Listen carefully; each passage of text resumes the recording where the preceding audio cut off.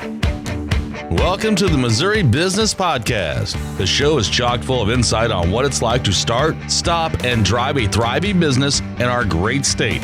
Each episode, we'll dive into the mind of a Show Me State business owner so you can avoid their mistakes and glean their expertise for your gain. Now, here's your host, John Piazza Norton. Hey everybody, welcome back to the Missouri Business Podcast. My name is John Piazza Norton. I'll be your host today, as always. And today, my guest, introduce yourself real quick. Hi everybody, Dave Hensley. I'm the one of the founding partners of Bar K Dog Bar. Yes.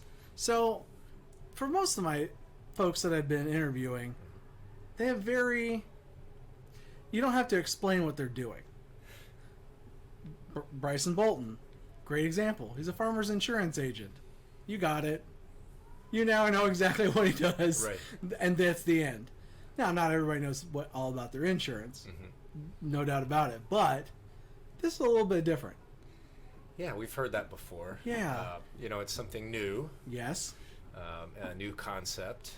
But, similar to, insurance or anything else, we're really just filling a need that we saw that was, really a need for us, and we wanted to fill that. So, our need was that my founding partner and I had picked up our dogs at the same time. Okay. We were good friends. Yes. And we started taking our dogs to bars and restaurants and basically trying to incorporate them into the lives that we already had. Right. And finding that they weren't always welcomed or they weren't having a great time. Likewise, we'd start going to dog parks where the dogs have a great time and we weren't having a great time. And really the need was to be able to share our lives with our dogs. Right. Most people think of their dogs as family members.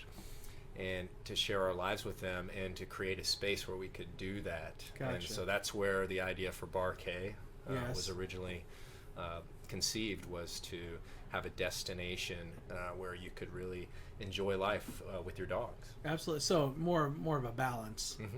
Because you could be happy or the dog could be happy, but you didn't have a place where both could happen. Yeah, there wasn't that spot. If you have a 10-month-old puppy, and you bring them to a restaurant, even places that have dog bowls sitting out, that's sure. And they cater to dogs. Is it really the best experience for your dog to be tied up next to your table? Right. And likewise, you go out to a dog park, just not much for you to do there. And your other friends that don't have dogs, right? They're not coming with you to the dog park. Gotcha. Whereas here, you can tell your friends, hey, I'm going to be down at Bar K, come meet me. Right. You can have a drink, have the same experience, watch the game, catch up. But now you can have your best friend. For sure. Your other best friend here. Right. So. Very cool. Well, I would love for you to give everybody a 10,000-foot view of what's going on here. Mm-hmm. So, yes, I can have my dog here, but what does that mean? Yeah, so Bar K is multiple things, and we don't think of it as just a dog park. Right. It's not a bar. Okay. It's not a restaurant. Right. Those are elements of what we've created here. But what we think we've really tried to create is an experience. Gotcha. And that's an experience, a shared experience. That's a destination for you and your dogs. Okay. Part of that is a community. Right. We've got a membership, and that membership is growing, every day. Right. And the community that's built from that is people who are brought together by really the powerful bond that dogs can create. Sure. I've tell this story all the time, but it's so true that I've sat back and watched somebody sitting at our bar on one end who I know is, the head of one of the top 50 companies in Kansas City. Right. And they happen to have a dog. Right. Sitting right next to them is a starving artist, who also happens who happens to have a dog. And guess what? They're spending 2 hours talking to each other. Right. I know for sure that they're on very opposite ends of the economic spectrum. Right. I know that they're on very opposite ends of the political spectrum, but yet you have this bond, and there's a lot of power, I think, in what dogs can bring to us and how they create an emotional response and can really be the icebreaker. Sure. Between people who may have similar views, but that's a common element. Sure. Right? Most people have walls up, but when I'm going to pet the dog, you're right there. So I may not need to talk with you, but yeah. But that's generally the way it would occur. Yeah, I think it's so well said. That we all kind of carry these walls around in different forms, and the dog can really help break those down and introduce us to other people. They also don't care about the wall. Yeah, exactly. Yeah, they don't know about your just ball. Pat me. Let's do this. So as far as the way the show works, I want you first of all to give yourself a little social media plug, whatever social media outlets you would like to have people check you out on. Yeah. I'll give you a chance to do that here in a second, and then we'll talk about more grand scheme of business, not this particular one. Which, by the way, I had lunch here, and then I had second lunch here. So I was like, that was pretty good. Well, because I live in St. Joe, this is down underneath the Heart of America Bridge. Yeah. If you haven't seen what looks like, you're not sure what pile of shipping containers are happening down here, that's actually the place. Right. And so how many? 17? Yeah, 17 different shipping containers. A big part of our mission is reuse and sustainability. Yes. And so we've got 24 solar panels, powers about 5% of our energy. Okay. We use repurposed shipping containers, and they're real repurposed shipping containers, whereas if you go on like Pinterest and you look up shipping container builds, many of those that you see were Brand actually new. fabricated or brand new. These have dents and dings. The camera's looking right through a window of one of these shipping containers. I mean, Right. we're in a shipping container We definitely right are. now. And these are the original floors, so who knows where this has been. Gotcha. Yeah, so that's a lot of fun. And we're on the river, which is sort of the shipping container was kind of an ode to the river as a shipping lane, and we've got railroad tracks right beside us as well, so it kind of sends a pretty powerful message, I think. Love it. And we'll talk about recycling of animals, because I know you guys do a ton of stuff as far as adoptions and things like that, which, by the way, very smart. You're creating more customers. Yeah. I mean, that's great, as you should. And what a great way to get the community involved because you can come here and eat. I did not bring a dog with me. Right. Sign in, have a meal, no big deal. I know there's a membership, but you can just bring a dog one time? Yeah, so anybody can pick up a day pass Gotcha. for their dogs. And like you said, a very important point and one of our biggest, marketing challenges, which we may talk about, moving forward, but is getting the message out you don't have to bring a dog. Right. There's spaces inside the restaurant where there's no dogs. Right. But then you can go out on the patio and, dogs are on leash, or you can go out into the dog park and the dogs are off leash, so you can get that experience. We have a lot of people that come in. In fact, we probably have as many, if not more, people that come in without dogs. Right. That are just coming to have that experience or get their dog fix or be with their friends who have dogs. So yeah, it's certainly not a requirement. You're borrowing. Right. You're borrowing dogs. So we'll go over some of the grand scheme of business, how you got started, and then go over if you've ever had any businesses that didn't make it. Most entrepreneurs do. Right. Some don't want to talk about it, but that's okay. The point of this show is to give the folks that really want to know about business in Missouri how to start it, or when I should maybe throw in the towel. Yeah. Because there's those times because they're trying to quit one and maybe start another one. Right. Because they're serial entrepreneurs. And then finally we'll go over some little crazier questions that people are getting used to, and well, that's just how I roll. Yeah.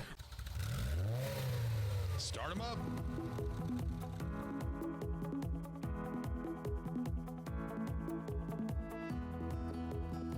So let's go over how many years this has been here.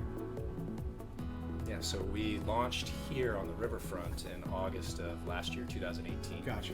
We had a prior facility that we launched in January of 2017. We called it the Lab. It was sort of a testing ground. Gotcha. Indoor warehouse dog park. Yeah. With just a bar, no food. So that was in 2017. So we've been going for a few years now. Okay. So I realized that we talked about you and your friend getting your dogs on the same day.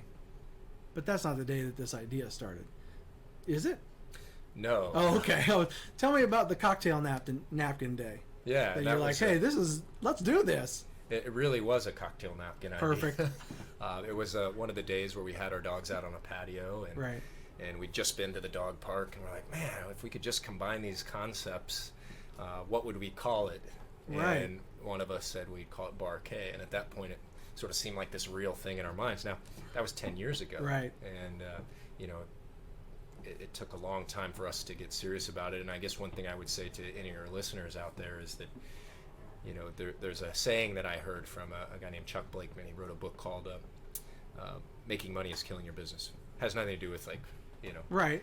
There's nothing wrong with making money in your business. In fact, please do. Yes, please do. But it was a very catchy title. But one of my favorite quotes from that is he said, "Thoughts and feelings don't create action. Action creates thoughts and feelings." Right. And that you can sit around and think about things, and in your mind you're like, "Oh, I'm really doing it." Well, that's not true. Right. Until you take action, and so you just have to think about, what's the next action step I can take to move this forward. And until we really, we were thinking about it and talking about it and joking about it until we decided, hey, we're jumping in. Full force. Right. And we both left our businesses that we were in at the time and did full time. This would never have happened without that. Right. No, very good. So yeah, I thought about doing a podcast for years, Mm-hmm. and then I just started asking people, "Hey, will you do this?" Mm-hmm. And when enough people started saying yes, I went and got the equipment. Yeah. So you took that action, and here we are. Right. Yeah. It's exactly the way to do it. And so being able to connect with these folks. Now let's talk about being on a napkin's fine, but eventually somebody has to pay for something. Mm-hmm. How did that all start to come about? Were you able to raise capital that way? Because remember, not everybody watching has impeccable credit. So share with us kind of how you guys figured that out and how that breaks down. Yeah, we had to figure out how much we needed, first of all, and that really expanded over time. This project started out with, I think, 5 or 6 containers in a 1-level building. Okay. And not as many features as we had, and we saw that there was an incredible opportunity. The pet industry, it's a $72 billion industry, which is right. on par with all of U.S. professional sports. Right. And nobody's really doing this, and we thought, what an opportunity this sure. Presents. But nobody's going to kind of win this by sort of putting half in on it. Right. So we really wanted to say, hey, if we're going to do this, let's do it, and let's be the leader on this. And so that increased the scope of our project quite a bit. But that's where we got our number. So first, getting our number, and then figuring out the different ways. And ultimately, we went through the SBA. Okay. And got a sizable bank loan, and then to basically bridge the gap on the rest we needed, we worked with and found a number of really incredible supporters and local investors. Right. That we're able to look at a presentation where we're putting up a board and saying this is what it's going to look like, and us talking them through it. And have no idea. Yeah, and have you no really idea. don't know. Right. And I think most of them will tell you that they were investing in us. Sure. And that's what most investors say. They're investing in the people, for not sure. necessarily the building or sure. the idea. So that's where we got our funding, was a little bit of our own money, bank loan, and then investors. Well, I think I've watched shows like Shark Tank and things like that, where I've seen people come on with not that great of ideas, and they just loved them, or vice versa. Yeah. The idea was amazing, but man, they hated that person. Yeah, they didn't like them, so they ain't any money. Well, and they're going to have to, potentially work with those people, or for have sure. board meetings with those people, and for sure. I think it's whether or not they believe in them, but the concept certainly was one that people bought into. Absolutely. So let's talk about conceptually. Are you better at seeing the whole, or stacking little wins as you go? I'm probably more of an idealist. Okay. Where I get really excited about the big picture stuff. So, in my mind, I'm always looking down the road and seeing that big picture, and I think a lot of people have seen what we built here, and they've said, oh, you must love what you have. And do you ever sit back and just say, hey, we really did it? And the answer is definitely not, because this isn't, for me, where we want to go. Right. We want this to be in multiple markets, 10 markets in the next 5 years. Right. That's when I see this being closer to a success. Gotcha. So I always have that kind of long-term vision in my mind, but then it does really take, all right, how do you break it down into the steps, and where do we need to get, and what's kind of the next step to get to this next place? And for us, it was, we've got to prove the model, right? But prove it with something that makes an impact. Absolutely. Where people come in and they say, wow, like, I never thought it would be like this. Right. I've read about it, or I've seen it, but I never knew it would be like this. And sort of have unexpected. We use that word a lot. Right. Unexpected in a good way, where they come and have an experience and say, wow, I never expected it would be like that. So that's more of the short term, prove it here, and then, continue to focus on the long term Well, I goals. think, most of our viewers would definitely agree that it's a spiral. What direction is it going? Because if you're, hey, we're good, gravity's going to pull it down. Yes. If you're not driving it upward, it'll come back down to earth very fast. So that's a great way to do it. Let's talk about location. Again, underneath the Heart of America Bridge, on the city side, not the north side. Right. Yeah. So tell me how this came about. I mean, as far as real estate, I understand that you had a little bit of cleanup to do. Tell us about that. We were so fortunate. We looked for different properties and found some that we got really excited about. And I'm sure, you get excited about one and just know it's never the last one. It's just like buying a house where you're like, oh, I love that house. And then guess what? The next week you're really excited about another house. Right. But I really think when we found this property, it was like we found our home and we knew it. So this property all along the riverfront's owned by the Port Authority of Kansas City, and they had a vision to redevelop this whole area. And Kansas City really abandoned the riverfront 100 plus years ago. Right. Moved a little further away from into the higher lands. Right. Avoid flooding. Well. Yeah. Can't blame them. There's some of that. Yeah. But the Port Authority said, gosh, every major, city that has a riverfront, does something with it. Yeah, does You're something with right. that. And so they've been wanting to work and to try to find ways to activate the riverfront. And they built a park, and now they're able to start attracting development down here. And fortunately, they were very supportive of us, and they showed us a piece of property that was partially under the Heart of America Bridge, and it was kind of coined as found space.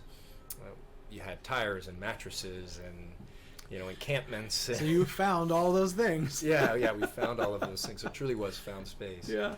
But they saw the vision, and they saw our vision, and for us, under a bridge, you're not going to do a whole lot, but you can have a dog park under a bridge, right? And a development right next to a bridge. A lot of people don't necessarily. That's not prime real estate, but for us, it's perfect. Gotcha.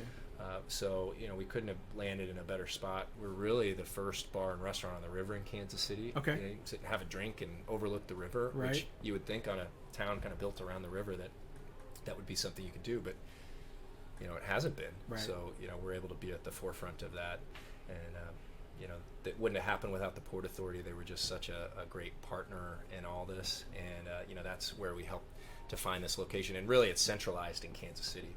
Right. We've always thought that it should be easy to access from highways. Yeah. And you're really at the center of 29, 35, and 70 in the epicenter of the city. Yeah, you're anywhere very quick. Absolutely.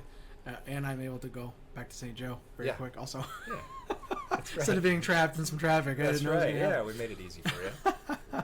Now, a lot of people ask if they're able to test run the business before they actually jump out of their 9-to-5 job. Sounds like you kind of did a little bit of that with the lab that you had. Yes.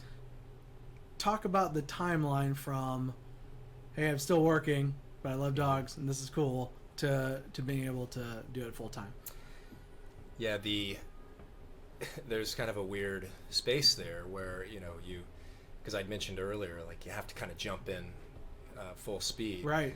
So we jumped in 100%, but we still wanted to be able to test the concept. Right. And we had already planned to build on this property that we're on right now. Okay. But we thought, can we test the concept and get a better idea of and learn things? And so that's where we had the warehouse we called the lab, and we were able to build membership to over 800 and really prove that this is what people wanted. So by the time we launched our full-scale riverfront destination, we had a lot of information and learnings from that. But with this, going back to what I said earlier, it probably wouldn't have worked if we both did it part-time, kind of on the side. Sure. Because we did that for years. Right. And until we both jumped in with with both feet, that's when it really turned for us. So the lab, even though it was experimental and a little bit of a test facility, it was still full-time for us. Right. I think there's other businesses that could work, but for our business, it required our full attention. So in my brain, I'm picturing this gym for dogs. Like they're just going in there and working out in this facility. So hopefully that did happen. That sounds amazing. Yeah, well, they got a workout for sure. You know, they had ramps and stairs and were able to run around and wrestle with each other. Got a rock wall now, and now there is one thing that I was a little worried about was the Connect 4 game. Those dogs are terrible at Connect 4. Not one of them put a chip in there. I don't know how long that game's going to last. Yeah, I haven't seen too many be very successful with that game, but they do love playing with the frisbees. Nice. So we use small frisbees as the Connect 4 pieces. Oh, very good. And then when they fall out, the dogs love to run with them. You know, all the idea of the games that for humans out in the park are that they have a sort of that shared experience with your dog where you can play this game that's a human game. We all know it very well. Yes. But yet, what's the dog element with that? And the dog element is you've got these frisbees. Yeah, they're frisbees. Yeah. I was just kidding. The dogs don't play Connect 4. Not yet. Yes, that'll be interesting. Yeah, although there is a video out there of a dog playing Jenga. I highly recommend you look that up. The dog is like slowly pulling out these pieces very intentionally. It doesn't look like the dog was like trained to do certain. It was like the dog knew the game it was playing. So I'm gonna find that video and it'll be in the comments down below. Okay. Yeah. Wait, right here? Yeah, right there. No, further. Okay.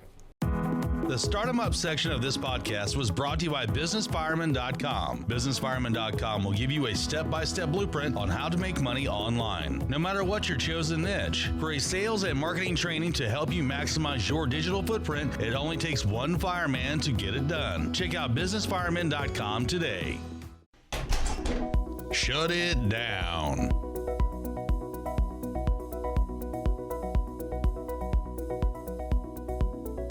All right, let's kind of slow down a bit. Let's talk about what it's like when business isn't doing so great.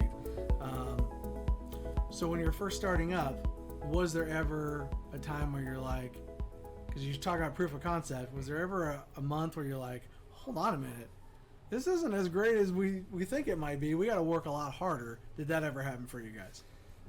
Yeah, in the beginning of this facility, we had just a lot of challenges, and part of that had to do with the fact that neither of us were restaurateurs. You know, we hired some consultants, and they helped out, but you know, ultimately, you know, the consultants aren't here every day, right? You know, we're the operators of this, and of course, we had a general manager and some other people, but there were a lot of challenges and challenges that we just didn't know were there until we opened.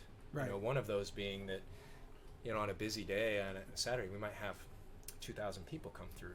Right. And at any given time, you might have 500 people here, and who knows when all those people want to go eat. Sure. Right? You know, and so you get. Well, there's so many things to do. There are. You might start in the back. You might start at dinner. You might whatever. So yeah, I get that. So you know, the restaurant piece was a real challenge, figuring out, you know, how do we continue to create a great experience for everybody and reach everybody. You know, if you're, you know, we got a person on the patio, and that person on the patio moves to a different area, and, and when they move to that different area, then they want to order food there, and so who's taking care of them, that kind of thing. Who's taking care of them? We need to make sure that we're providing them with a, you know, great customer service experience. Sure. And we just had a lot of challenges with, you know, we have got a small kitchen. Yeah. So efficiencies, you know, weren't the most efficient in the beginning. So it was there were some really tough, you know, the first few weeks. Now, what you hear from people in the restaurant business is they tell you that that's pretty typical. Yeah. You know, it's kind of hair on fire. Right. For the first. Oh, sure. Month. Yeah, absolutely. I mean, I've run restaurants that the server would come up on Friday night and was like, "Oh my gosh, we're out of salad," like that, like the whole place is on fire. And I'm like, "Well, hold on a minute." So I went over to the table. And I was like, "Hey, we're out of salad. I know you're super bummed, but how about I give you a pitcher of beer instead of said salad?" Right. Will that be a they stayed there all night. They spent so much money. They sang karaoke. You know what I mean? Yeah. So it's just deal with it the way you'd want to be dealt with. Yeah, I'll take a pitcher of a beer over salad anyway. Yes, I didn't want the salad anyway. Right. And so, no, it was this particular waitress was always on, someone's always on fire. Yeah. So that was a lot of fun. Let's talk about excitement. When you're first getting going, it's awesome. When does it start to be like a little more, it starts to wane, and maybe there's a little more, or there's some choices that we shouldn't have made and we did, now we're stuck. Speak a little bit to that as you're starting to get a business going and you're starting to have a workspace and have all those things. maybe a story about that. A lot of the excitement is in sort of what's in your mind, right? You know, and how you picture things are going to be, and it's easy to get really excited about that. You know, when the rubber meets the road, it's often very different. Yeah. And you know, I still get excited to come here. Yeah. In fact, on days where, you know, maybe don't have as much going on here, I'll still come by with my dogs because I'm really excited to be here. Right. But, you know, I think about the most excited we were was, you know, sitting down with a whiteboard and, you know, drawing out what we thought was going to look like and imagining people come into this space. And but, you know, it's one of those you almost have your blinders on because Sure. you're not seeing everything, and you're not seeing it from a holistic standpoint about all the inner workings and how everything works together. This is a very complex business. Yeah. We just have so many different things going on. And now, when you walk in, you'll be like, this place is super cool, but I would have no idea where to start. Yeah. I'm honestly, because I'm like, so, because you're a little off kilter when you first come in, Mm-hmm. because it's something you've never been a part of before. Right. But then you settle into the kind of the restaurant and you're like, okay, I know how to eat. Yeah. I've done this part. What you're familiar I've done with. this part before. Cool. And so then got the tour, and you guys showed me all the cool stuff that was here. You got to come see this place. It's actually really neat. Yeah, it's a lot of fun and a lot to be excited about. But you know, to really answer your question, I think it's always when the rubber meets the road, and Right. you're required to kind of dig into the details. Right. And a lot of those aren't, you know, the most exciting things. Right. But they're necessary. So you know, you've just got to have that diligence to be able to face those and get through those, and then those exciting times always kind of repop up. Like, you know, we'll have events that it's like, I never knew this event was going to be this much fun. We had a bulldog race this weekend that a bulldog rescue decided to hold this bulldog race, and you know, we're thinking, oh, okay, well, we got to make sure we're organized and have all the people, and you're thinking about all the details. When they get here, it's nothing but joy. It's so much fun. Yeah. That's the best part about this place, is even if you're having the worst day, there's still dogs here. Yeah. I Hopefully mean, they're capturing the dogs on the mic in the background. Oh, right? they you Okay, can definitely. good. I can hear it here, so they're definitely going to hear it. When you first got started, do you feel like you got just the right amount of money? You needed more? You didn't have enough? What was your game plan, and how did it work out? You know, I think it was, you know, right about the right amount. Good for you. Yeah. That's tough. But it is one of those where you know, there's a little bit of sort of a live wire act Right. at times, especially in the startup, because you're typically going to find that, you know, you're going to get a certain amount of money, and it's going to fit your budget, and then there's going to be areas that you're going to go over that you didn't expect. Right. And it's a little bit of a live wire act where you're like, oh, we overspent in this area, but you are saving in other spots. So, you know, we were fortunate. I think we're pretty close. Okay. You know, but there were things that popped up, and you know, as far as our progression plans and wanting to go to other cities, where Yes. you know, now it's like, all right, we got to go do this all over again, because you know, that initial, you know, amount that we got is not going to fund growth to 2 other cities and 2 other markets. Right. It's so hard. You know, they actually call it a wag or a swag, which is like a wild a guess. Oh, yeah. Yeah. Where you don't know exactly, you put the projections together. Unfortunately, we were pretty close, but that's a really tough one, is to project out, especially with a model that doesn't exist. Plus, all the minutia. Oh, paper towel holders. We forgot all about that. What are we going to do? I mean, those bills start to add up, and then you didn't ask for enough money. Yeah. So you're backpedaling. That's tough. So good for you. Yeah. You know, I'll give you one example. Wintertime last year, we had one of the worst winters in Kansas City. It was wet. It was cold. Right. You know, October was the second wettest October on record. Right. It caused us to have to go out, and you know, we used to have grass, and we had to change it over for turf because the grass wasn't holding up. We brought in tents, so we have a giant circus tent out there. Right. A few tents where people can be comfortable outside of the wind and the elements and dry while the dogs play. Right. And there's still under that tent. There's still plenty of room. Yeah, there's That's tons, great. so the dogs can play in there. But that wasn't something we had going right into winter, and those were additional expenses that weren't on the original pro forma. For sure. Yeah. Makes sense. The Shut It Down section of this podcast was brought to you by CreditTwister.com. If your personal credit is trash, but you still have the heart of an entrepreneur, why not let the business credit save the day? CreditTwister.com is the gateway to developing a credit score based on your EIN, not your SSN. If you have been worried that your past will ruin your future, check out CreditTwister.com right now to start building a solid tomorrow with standalone business credit. The final minutes.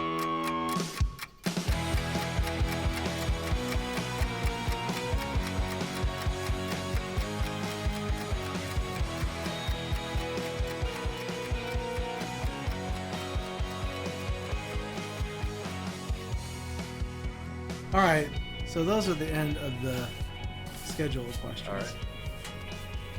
Here's the dog poop. But Matt, no, there's no dog poop questions. There's not even one. Not even one dog poop question. My first question is, what is your favorite word? Yeah, I think persistence is probably, one of my favorite words. Calvin Coolidge has a great quote. Persistence. Nothing in the world can take the place of persistence. Mm-hmm. Talent will not. Genius will not. Education will not. Talks about how there's, derelicts out there, but as long as they're persistent, it's amazing like how far they can go. And I think this business took a lot of persistence and basically, moving through the difficult times. So yeah, I always kind of harken back to that. I don't know if it's my favorite word, but it's one that always in the back of my mind. It's acceptable. We'll take it. All right. How many days have you gone without showering? Not today. In my life? In your life, what's the longest time? Oh gosh, I lived up in the mountains in Colorado for a while, skiing. Gotcha. And so I would say there's probably a good, maybe a few days. I've done some travels too to some like remote countries. Gotcha. And, it was really like showering. You find kind of an interesting side note, but it's not necessarily, you don't have to shower every day.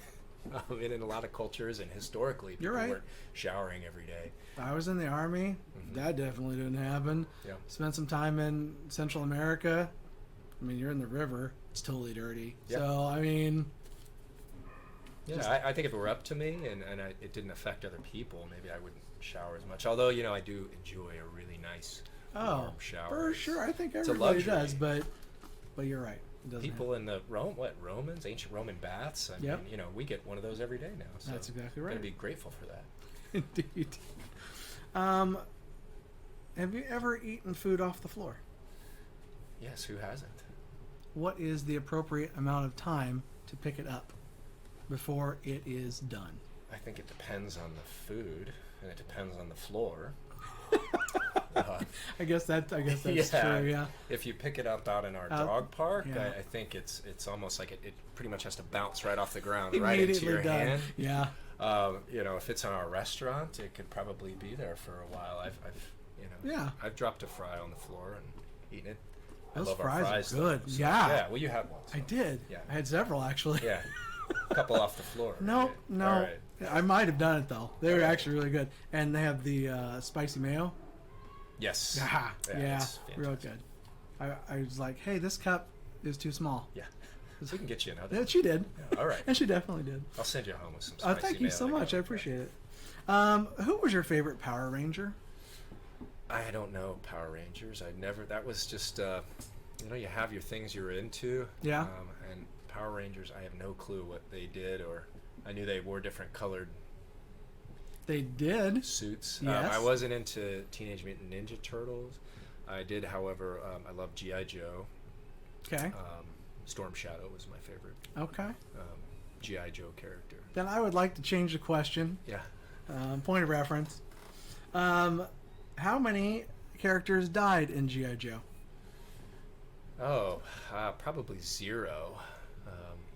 I don't think they ever showed a character actually dying. Although I had a hard time believing that an explosion where, characters went flying, that they were completely okay. Worst job in G.I. Joe, the mechanic. Are you kidding me?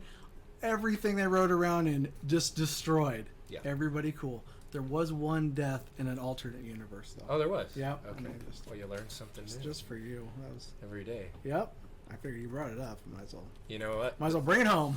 The more, wait, what did they say? The more you know. The more you know. But wasn't there a G.I. Joe? Like, there was a saying at the end of every show. Yo, Joe.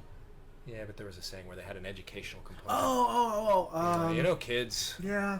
You know, don't play with fire. Yeah. Something like that. Yeah, don't blow up your car. Yeah. What do you do when a baby just stares at you in public? What's your go-to move on that one? I usually kind of emulate. Yeah. A little bit. And, yeah. You know, I get kind of babyish and I go up. I'm actually honored because I feel like sometimes babies are a tough crowd. They absolutely. So if a baby stares at me and in public, I'm kind of honored. I feel like, all right, you know, maybe I get a little nervous. Right. I think about, all right, you know, what act am I going to do? You know, am I going to point my finger at their nose? Yeah. Am I going to cross my eyes? Am I going to, you know, stick my cheeks out? Yeah. Or start crying? Very fun. Yeah. I'm always wondering if they're thinking, because I know I have a face for radio and that's fine, but I don't know if they're like, man, I really like the look of that guy, or what is wrong with that dude? I just don't know what side I'm on. Do they start crying afterwards? Or? I mean, not yet. Okay, all right. I think that's good. Yeah. Who would you give $5,000 to have 5 minutes with? Well, the first answer is always a question. Great. You must have played that drinking game. Is this person? Can they be alive or dead? Yes, they can be. Okay. Yep. $5,000. 5 minutes. Probably Buddha. Yeah, I'll be going. Yeah, I just, you know, that's kind of I think ask questions about enlightenment and while I appreciate that, do you feel you'd get some very generic type live and let live type of answers? They may not be as pinpointed as you want. Yeah, I don't know. I mean, maybe not. You only got 5 minutes. Yeah. Yeah, I don't know. That's a tough one. But it would definitely be somebody historical. Yeah. I think, you know. Yeah, there was a guy who started World War One. Yeah. Like, what are you doing? Yeah, well, it was by accident. Yes. They were trying to assassinate the Archduke Franz Ferdinand, and he happened to, they failed, and he was at, like, basically the equivalent of, like, going to, like, a restaurant, you know, and being like, oh, shoot, and then all of a sudden the Archduke car, like, breaks down, like, right in front, and he goes out and kills that person. Yeah. Gabriel, I can't remember his last name. Anyway, I would love to talk to that guy. Yeah. And be, you know, just, I don't know, how do you feel about starting World War One? Yeah. You know? Same kind of war thing, I think. Asking Robert E. Lee exactly what happened, how did that all came about, what's the real politics behind what broke down Civil War. Yeah. I think that'd be a cool conversation. Yeah. I don't know if I paid $5,000 for it, but it'd be interesting information to know. All right, final one. And yes, I did have some dog stuff, but it's not about poop. Okay. Have you ever just started petting a really fluffy dog and just got very overwhelmed on how fluffy the dog was?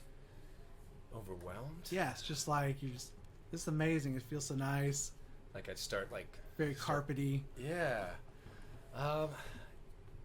No, I wouldn't say overwhelmed, but I have had just an incredible, reached incredible heights of joy. Yeah. Petting certain dogs. Sure. And I found that, I mean, I love all the dogs that come into Bar K, but I have found I have some favorites. Yes. And it's hard for me to explain why.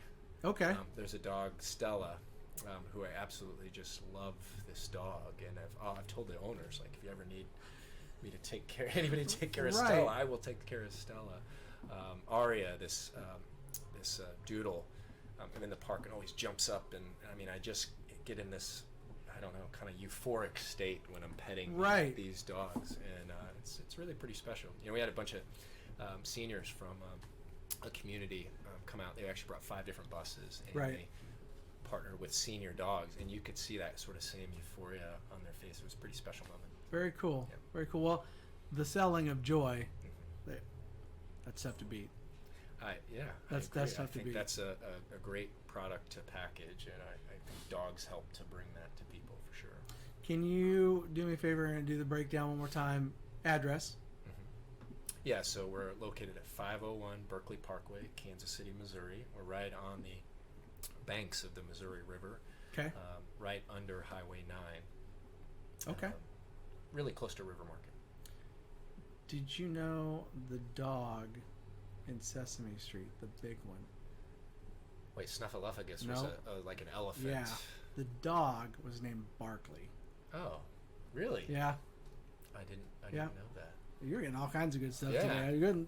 This is a good idea. Yeah. So, hit me with some social media stuff for you guys. Yeah, so everything we have is at Bark Dog Bar, like Bark Dog Bar. Okay.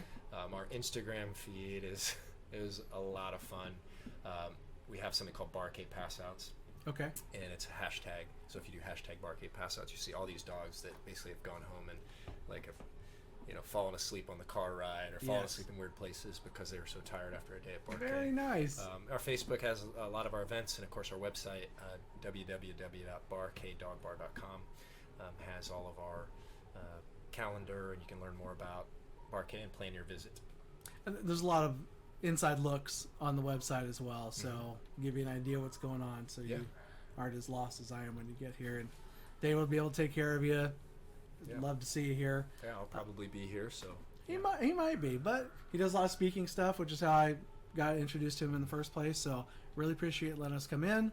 Once again, this is the Missouri Business Podcast, and I'm your host, John Piazza Norton, and we will see you next time. Thanks for joining us for this edition of the Missouri Business Podcast. Make sure to visit our website, MissouriBusinessPodcast.com, where you can subscribe to the show on iTunes, Spotify, or Stitcher so you get the ding when the next one is out. And if you have a question to pose on the show, just shoot us a comment on the website or like the John Piazza Norton Facebook fan page for direct access. Be sure to tune in next time when we squeeze the brain of another business leader for your benefit. Talk is cheap. I'm from Missouri. You have got to show me. See you next time.